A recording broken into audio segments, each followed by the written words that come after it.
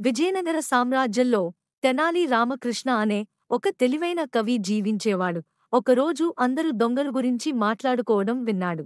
తెనాలి రామకృష్ణ రాజదర్బార్ కవి కావడంతో అతని వద్ద ధనం ఉంటుందని భావించిన దొంగలు దోచుకోవాలని పథకం వేశారు.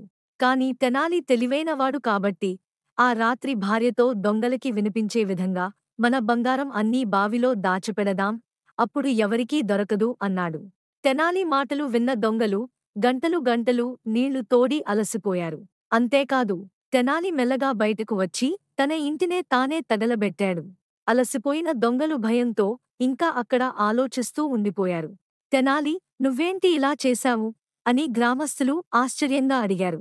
తెనాలి దొంగల్ని చూపించి, వీళ్ళు రాత్రంతా నీటిని తోడి అలసిపోయి ఎక్కడికీ పారిపోలేకపోయారు అన్నాడు.